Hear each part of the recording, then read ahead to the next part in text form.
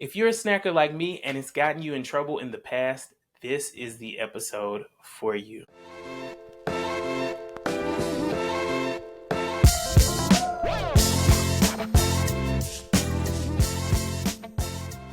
Welcome back to the ChefBoyRDN Podcast. I'm your host, the ChefBoyRDN of this here podcast. And this podcast, it's here to provide you with some nutritional information to just help you be the best version of yourself. If you've been rocking with me, you are one of my sous chefs. I appreciate it. I love all of the love. I'm glad that a lot of people are enjoying the podcast. And today we got to talk about snacks. Now, this one kind of hits home a little bit because I'm a snacker. I love a good snack, especially after I have exercised. I was one of those people who would exercise and basically throw it all away when I got home as far as snacks. And I would find myself eating a lot because I was hungry and my energy levels just weren't high. And I wasn't really fueling my body with the snacks that I needed. And so I really wanted to do an episode for those type of people and really anybody who wants to learn more about snacks. So this is the episode for you.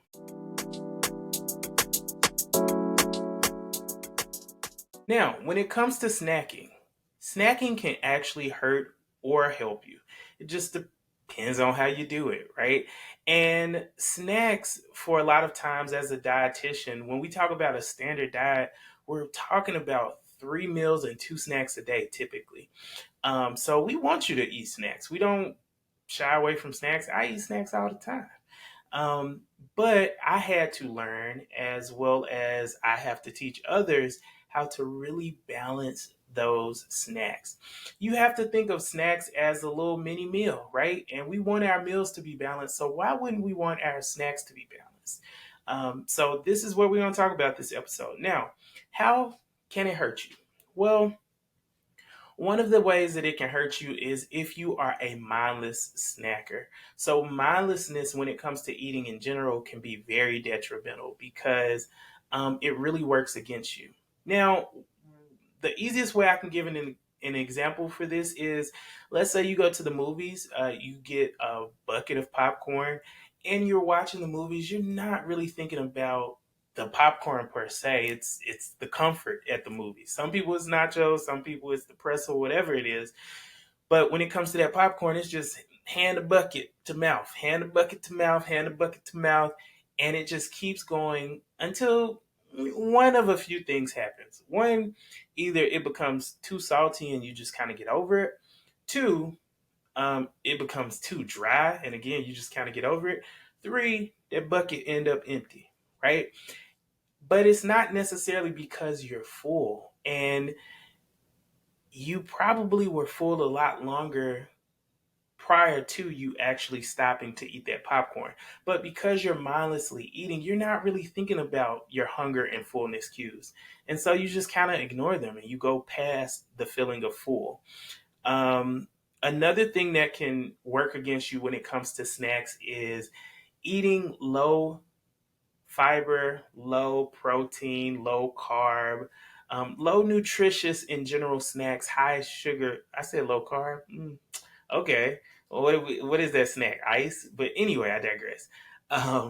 Basically, when you are eating low nutritious food, so it's high in sugar, but it doesn't really have anything else. It doesn't have any fiber, protein, fat, vitamins, minerals. It's just high in starch or sugar. An example of this is just plain chips by themselves, right? They don't really offer a lot of protein. They do offer fat, but it's probably not the best source of fat. I'm going to, spoiler alert, it's actually not the best source of fat for you. And they don't really offer anything else. So that would be something that you may pair within a snack, but it shouldn't be the only thing that you snack on during that time. Another thing is grazing without structure. So there are grazers out here. Now, I'm a snacker, but I'm an eater too. So I eat, that sounds crazy. I eat my meals. But there are people who are grazers. And all they do is they pick a little bit, and that's not really beneficial. The reason why is because, let's say today you grazing on meat and cheese, right? You might get enough protein, but you're probably not getting no fiber, no vegetables. Let's say tomorrow you just kind of graze on chips and apples. You might get fiber and you might get some starch or sugar, but you're probably not getting enough protein and not enough fat. So grazers, they don't really get the opportunity to fuel their bodies properly because they're just kind of picking throughout the day. This can also affect our metabolism as well. So you got to keep that in mind. Now, what are some things that make snacks helpful? Well, snacks actually help to maintain our blood sugar levels. So, if you are going long periods of time between meals, a snack would be very beneficial. We say ideally we want you to eat like 3.5 to 4 hours. I just hit the mic. 3.5 to 4 hours in between meals. But sometimes life happens, right? Work gets crazy. Maybe you go in a little earlier and lunch takes a little longer to get to. Some situations you just in and you can't necessarily get a full meal in. Well, that's where a snack comes in. So a snack definitely helps to get you from meal to meal without having to compromise your blood sugar levels, without them kind of dropping low. And when your blood sugar levels drop low, a lot of people think about people who are just very lethargic, but anybody's blood sugar levels can drop a little low, and it just gives you that tired feeling, right? Where you just kind of like need a meal. You need something to push that energy back up. So snacks can help with that. The other thing they can help with is they actually can help to prevent overeating. If you go into a meal starved and ravenous, it is very likely that you're going to overeat. It takes your stomach 15 to 20 minutes to tell your brain that it's full. I'm a fast eater. Do you know how much damage I can do in 15 to 20 minutes? A lot. So if you are taking the time to have a snack in between those meals so that you're not coming into the meal ravenously hungry, then it's very likely that you won't overeat. Take me a little sip. It's just some water. All right, so the next thing is it actually helps to fuel your workouts pre and post. Having a snack is a good idea. You want something that probably pre, you want something that has some carbs to give you some energy. It could have some protein as well. Post, you definitely want to replenish on the protein. Okay. And again, it could have some carbs and some fat as well, but you definitely want to make sure you prioritize protein at the end, give you something with a little bit of energy at the beginning. Okay.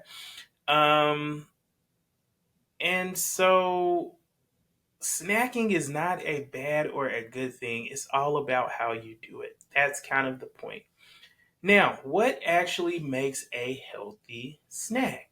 Well, a snack has to be balanced. As I said at the top of the show, just like a meal, you got to balance your snacks. We work hard to balance our meals. We throw away them snacks when it comes to the idea of balance. But there are 5 things I want you to think about when you are balancing your meals and your snacks: protein, healthy source of fat, starch and sugar, a vegetable, and fiber. 5 categories. If you are getting at least 3 of these 5 categories, you are definitely balancing your meals and your snacks. Now, if you're a G, go ahead and get all 5 of them, right? If you can. But even if you can't, try to at least get 3 of those 5, letting one of those things at least be either a fiber or a vegetable, and one of those 3 things being either a protein, a fat, or a starch. Okay? Because a lot of times we'll do the 3 and we'll just do protein, fat, and starch, but we're not really getting no fiber and no vegetable in there. So out of those 3 things, one of them needs to be at least some fiber and some vegetables. Okay? Now, what does that really look like? Well, think about it this way. If I have some chips, I keep going back to chips because chips is my guilty pleasure, if I'm being honest with you. So I'm really picking on myself today. Y'all welcome. Now, chips, what do they offer us? They offer us some energy. Again, we said that. Fat, not a healthy source of fat though, typically. Unless unless you're getting some, I don't know, olive oil rich chips. Who's eating that? I mean, maybe you are. Enjoy. But it doesn't really offer us any fiber, doesn't really offer us any vegetable. It definitely has a starch, doesn't really have a good source of fat, doesn't have a protein. So we're just getting one of those five things we talked about. Now, if I did yogurt and apples, right? Apples would give me fiber. Apples would give me the starch and sugar component. And I put starch and sugar together because a starch typically breaks down into sugar, right? Well, not typically, it does. It breaks down into sugar. So even though an apple is not a starch, obviously it is a natural sugar. Okay. So you're getting two things, fiber and sugar from the apple. Yogurt, the Greek yogurt, if you do Greek yogurt, you're going to get some good source of fat and you're going to get some protein. So the only thing that's left is a vegetable. For that snack, you don't really need a vegetable. So it is good and balanced. So that's what I want you to think about. Use that exercise to help to reshape the way that you snack. And I promise it'll be more effective. Another thing about healthy snacking is a snack should be a snack should be a snack. Okay? A snack is not a meal. A snack is not a collection of snacks that creates a meal. You see what I'm saying? So you typically want a snack to hover around 100 to about 150 calories, somewhere around there. Could go a little higher, could go a little lower, but you typically want it to be around 100 to about 150 calories. If your snack is 400 calories, my friend, that's a meal. Okay? Now, obviously, it's a light meal, but a meal nevertheless, right? So you want your snacks to be kind of small. They don't have to be a lot. And what else? What else makes a healthy snack?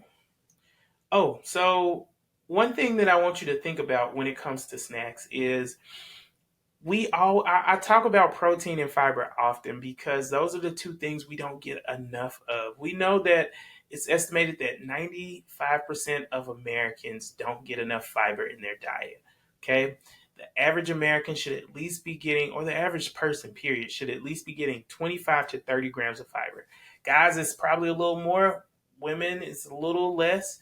But somewhere in there, 25 to 30. If you can get more than that, kudos, right? So when you are looking at a snack to see the kind of fiber component of it, you want it to kind of be 3 grams or more to make sure that it's fiber rich. For proteins, a quick, easy way to think about it is you take the number of grams of protein, multiply that by 10. So basically, you're going to add a 0 to it, right? So let's say it's 12 grams of protein times 10, that's 120, just that number. You want that number to be equal to or higher than the calories if you're looking for a good protein rich food. So if something is 150 calories and it's 12 grams of protein, 120 would be the number. It's probably not as protein rich, or it's not going to be as protein rich as something that's 120 calories and it's 12 grams of protein. Okay, so that's a quick way to do that. Now, when are the best times to snack? Well, that's a great question. I'm glad you asked. You want to snack between meals. Okay, a meal typically should range between 3.5 to 4 hours. That's what we want as dietitians. Life be life, right? So having a snack in between is going to be good. Before or after a workout, I've already said that, right? You want to make sure that you are having a snack before or after workout. And then the last thing is when you need to sustain focus. Let's say you have a long stretch of something, like you're going on a drive, or you have a long meeting, or you go to church, and your church service lasts a long time. You probably want to have a snack before. If you can get one in the middle, that might help too. Or before or in the middle, to help to sustain your energy levels. If you're not having good energy, you're not going to have good focus. So when you are doing those things, you definitely want to have snacks. The other thing is that I will say is you want to snack when you feel hungry, right? Um, and what I mean by that is you don't want to not snack, not eat, and then get to a point of ravenously hungry. There's something that we look at as dietitians called the hunger and fullness scale. Okay, it is a number 1 through 10. I'll go through it briefly, and you want to stay between a 8 and a 3. Okay, so when we start with the hunger and fullness scale, I mean, I'm real professional today. I got this, and I'm doing this. Yo, shout out to me. So when we look at the hunger and fullness scale, 10 is going to be extremely full. This is Thanksgiving full. This is that itis, that regrettable, like almost ready to go in the restroom and get, you know, very full, like uncomfortably full. 9 is going to be uncomfortably full, but it's not so full that you feel like you're about to bust, but it's definitely still uncomfortably full. 8 is going to be comfortably full. So 8 is where you want to live. 7 is satisfied, but you could eat a little piece of something. Okay. 6 is going to be you're not necessarily hungry, but if somebody offered you something, you could stand and eat at that point. 5 is right in the middle. You're not hungry, you're not full. 4 is when you start to become hungry. So you definitely can, between 4 and 6, that's where you kind of want to get your snack. 3 is going to be hungry, ready for an actual full meal. 2 is going to be ravenously hungry. And 1 is going to be like, don't talk to me, don't look at me, my head hurt, I don't want to play no games, I'm sick of y'all, I'm hungry. Like, the Snickers commercial where it say, you not you when you hungry? That's what a 1 kind of takes you to. Okay. So you definitely don't want to be at a 1, but you don't even want to be at a 2. What I tell people all the time is if you address your hunger when you get to a 3 as far as eating a meal, you can consider your options. When you get to a 2 or 1, options go out the window. Now, this sounds kind of opposite of what happens, but let me explain. When you are at a 3, you can say, okay, I know I'm on my way home. I have McDonald's on the way home. I also have Chipotle on the way home, and I have some food at home. Okay. You pass McDonald's, maybe you stop at Chipotle, get you a little salad or whatever, or maybe you go home, right? But you have those options. You're keeping your mind, you're able to consider what is best for your health. When you get to a 2, whatever the closest thing is, if it's mints in your purse, if it's McDonald's, you might not even eat McDonald's. You understand? But you that hungry. So you definitely don't want to get there. That's where snacks come in. Like I said, when you get to a 3 between a 4 and a 6, that's when you kind of want to eat that snack. So definitely go back, listen to those numbers, write them down, review over them, and it's a mental check-in. So you just assess how hungry and full you are, right? You do a mental check-in. If you find that you are at a 4 or 6, go get you a snack. Definitely eat when you get to a 3. Do not get to a 2 and 1. And the other thing about a 2 and 1 is you overcorrect. Like I said earlier, it takes 15 to 20 minutes to tell your body that it's full. What we will do is we'll get ravenously hungry and then we'll stuff ourselves and we'll go past the point of full. So snacks help with all of that. Now, the one thing that you want to avoid when it comes to snacking is snacking out of boredom just because it's there, or emotional or stress eating. One thing that I tell my clients and my patients all the time is food is comfort. Food is comfort. Before we literally knew how to walk and talk, we learned that when we cry, what do we get? A bottle. We get food. So food has brought us comfort our whole entire lives. So some of it is unlearning, finding other things that bring you joy when you get stressed, finding other things to do, staying active. I'm going to be honest with y'all. On my off days, it's very rare that I stay at the house the whole day. It's very rare. Just because I'm a busybody. That's part of the reason why I started this podcast, right? And I'm always doing something. If I find myself at home, it's a lot easier for me to just go and see what's in the kitchen to snack on because I'm bored. So now, I mean, obviously, unless I'm spending time with my wife, shout out to her, then I can spend all day at home. You understand what I'm saying? The dog too. She when she acting right, she fine. When she not, that's a whole nother story. But all of that to say, you want to try to find things that fill your time, that bring you comfort outside of turning to eating, because it doesn't really work out for you in the long run. Okay. And it's a process. I'm not telling you can just turn it off, right? But if you know it and you acknowledge it and you work towards it, eventually you can get away from the idea of just turning to food for comfort versus finding other things that can bring you comfort. All right, my last tips on it is portion. If you're a person that don't really have control, I say I I call trying to see what I can call it. I just don't believe you. If you're a person that say you don't have any self control, I don't believe you because you do. Maybe you work a job that takes self control. Maybe you didn't go off on the person that cut you off this morning. That takes self control. You just have to learn how to apply it to food. Use the tools. A lot of times, if we come into a situation with a defeatist attitude, we're going to be defeated. So, what I mean by that is if you go in there saying, look, I already know if I separate these snacks, I'm going to just run through them. Guess what you're going to do? You're going to run through them. So, portion it out, make the effort, but also have that conversation with yourself, right? Portion out the snacks. Look at the serving size. That's a great way to do it.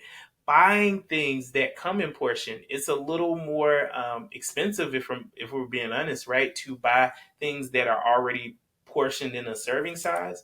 But if you have the means to do that, that may help you in the long run. Little bag of chips versus a big old bag of chips, right? I use a little bowl. I'm going to show you the bowl in a second, but I use that to help me portion out food. So these are the things I want you to think about when it comes to snacking.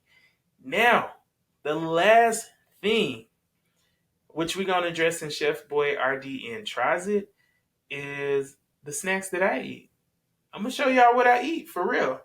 And y'all tell me what you think.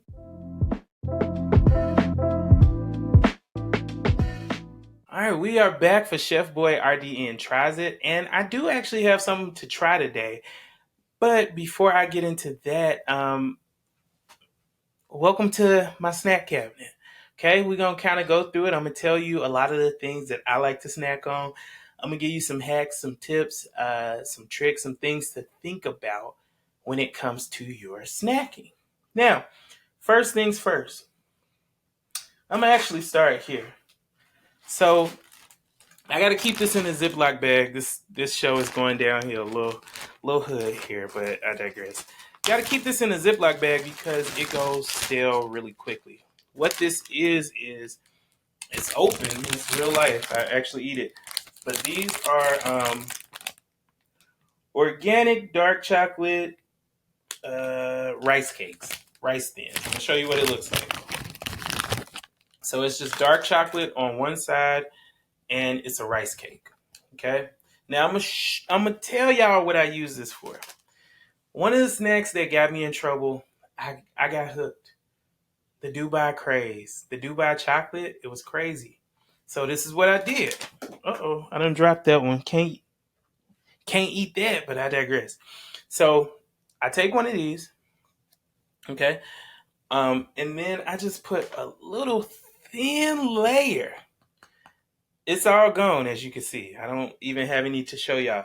But a thin layer of this pistachio butter. It curves the craving every time.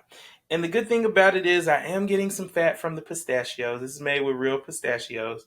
So I'm getting a good source of fat. I'm getting some fiber from this. All right. Um, I think that's kind of it. Fat, fiber. Oh, and I'm getting some starch. Duh, I was like, I know it's three things. And I'm getting some starch. So good little snack for something that's sweet. Trader Joe's sponsor me. Y'all go out and get these. Great little, just an easy little snack to have, okay? From Trader Joe's.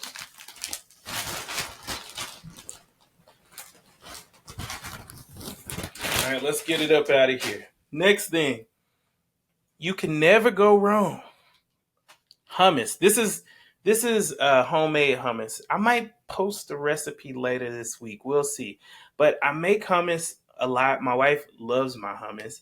I love my hummus. And honestly, I don't really like store-bought hummus too much. It has a weird kind of sour flavor. So I make this. I eat it either with pita crisp or I'll do some carrots. And so I literally make it like I'll do 2 tubs of this, I'll freeze one, and I'll keep one in the refrigerator, and we just kind of snack out of it out of the week. Now, when it comes to the 5 things that we've been talking about, we know that carrots are going to give us fiber. They're going to give us our non-starchy vegetable. Um, and then we got our hummus. Hummus, oh, did I get some oil on me? I think so. Hummus is going to give us really 3 things without us even trying. It's got some protein because it's made out of chickpeas. It's got fiber and it's got fat because it's also made out of olive oil. So can't go wrong with this. Great option. Great snack. Now, if you want something that's convenient, these are little snack packs. This is called Balance Breaks. They have a bunch of different types, and I do this when I'm just on the go. It's an easy snack. It's convenient, and it gives a good portion size. So remember, when you want to keep your portion sizes in check, sometimes you got to spend a little more money if you have the means. But it does help me to not overeat cheese and not overeat crackers. So that's that. Where am I going next? Chomps. So I love chomps. It's a good meat stick. And it is grass-fed beef. It has all the things, it's healthy, blah, blah, blah, blah, blah. But it's really good. This is the jalapeno version. A lot of times I will have this. So this is definitely going to provide me with some protein. And I'll eat it with a few like carrot sticks or something like that. And again, that's going to give me the fiber as well as the non-starchy vegetable. So it's that. This is a low-fat cheese stick that I get from Trader Joe's. I like it because it still tastes like a mozzarella cheese stick, but it's low-fat. So it's only 60 calories, has 7 grams of protein. Now, 60 calories, right, is 60.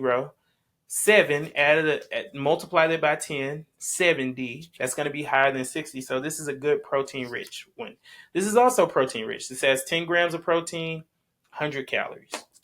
60 calories, 7 grams of protein. So this is a good option. It's the light cheese stick from Trader Joe's. You can also get this from Trader Joe's. Trader Joe's really be coming through with the snacks, honestly. So Trader Joe's, go ahead and sponsor me. Now, this is yogurt.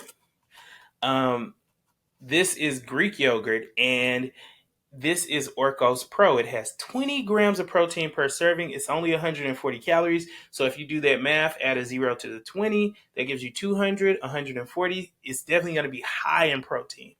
And it's a good post-workout meal. It's got some sugar in there. It's got some little bit of sugar, not a lot of sugar. Actually, it has no sugar. I lied. But it does have fat and it has protein. And then I will pair this typically with some type of fruit, and that's going to give me my fiber. So again, I'm hitting it 3 out of 5. Speaking of fruit, y'all already know, if you've been here long enough, you know I love fruit. So this is what we got in the house this week. We got some strawberries. This is a golden kiwi. It's got like a tang to it, and it's just good.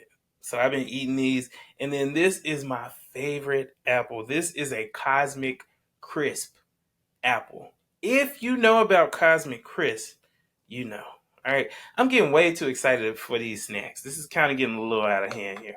Now, for the one that I'm going to try, one thing, if you've been listening to me, one of the substitutions I always talk about is using popcorn instead of chips.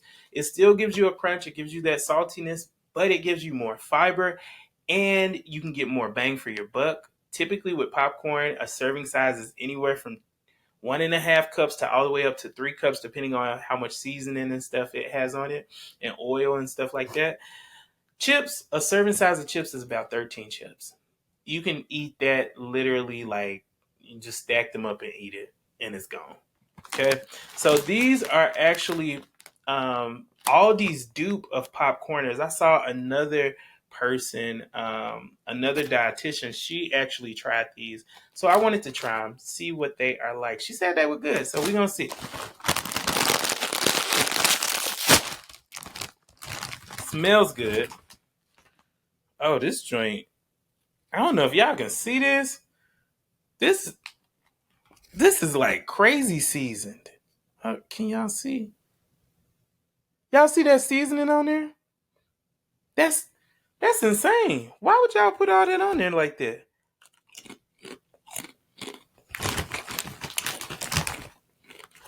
It's good though. I can get with that. This on its own may not necessarily be the snack by itself, but it's 120 calories for 17 chips. Again, you can pair this. You can always pair it with like some fruit or some carrots or some celery or something like that, just to give you some fiber, just to give you a non-starchy vegetable, so that you are being healthy when you snack.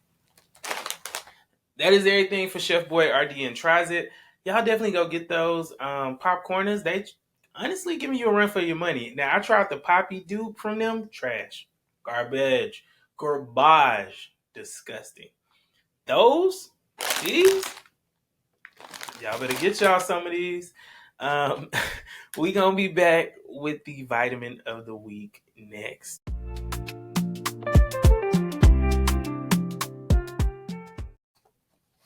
All right, I be sitting up here real comfortable. I just want y'all to know I'm leaning back in this chair, but I digress. Okay, so our vitamin of the week this week is actually vitamin E. We haven't talked about vitamin E yet. Vitamin E is basically like a fat-soluble antioxidant.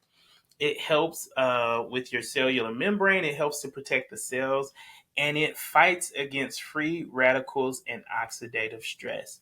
These are the things that lead to cancer. Okay, so it helps to protect the cells from those two things. It especially helps parts of your body like your skin, your eyes, your immune cells.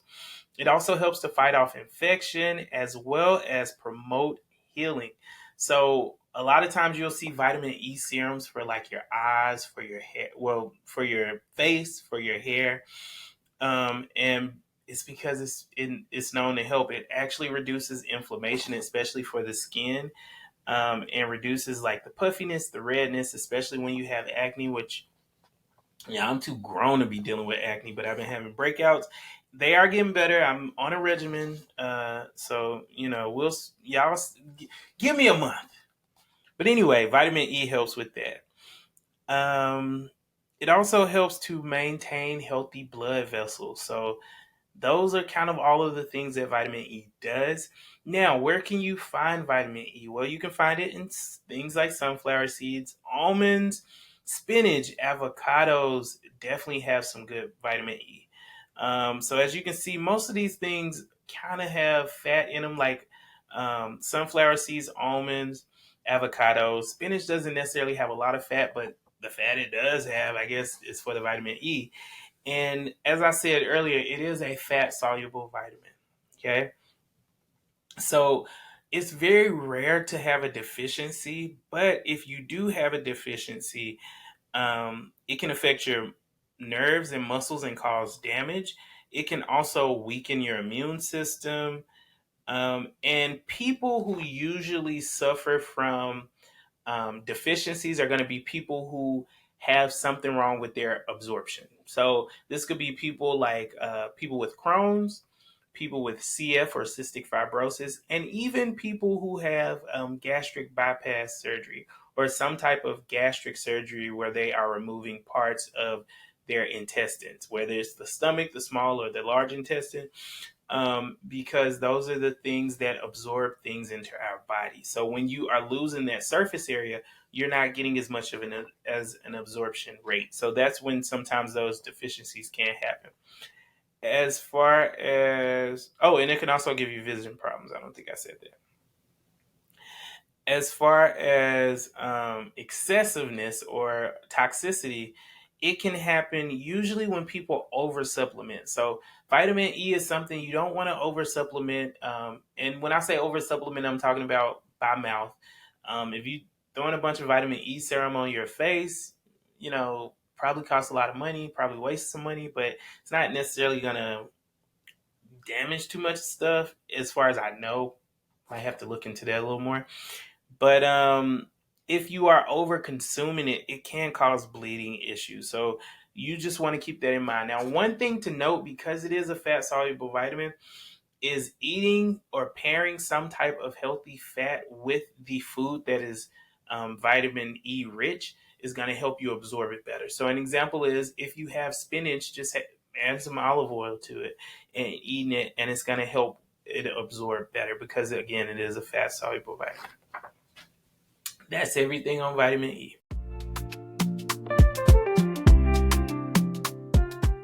I want to thank y'all for spending the day with me today. I hope y'all enjoyed something. I hope y'all learned about snacking. This has probably been one of my favorite episodes. I presented y'all with the information, but I tried to have fun with it because I do like snacks. I can't lie to you. It's a battle that I'm still fighting myself. So if you are a person who gets addicted to snacks, if you're a person who wants better options when it comes to snacks, I laid out a bunch of them for you.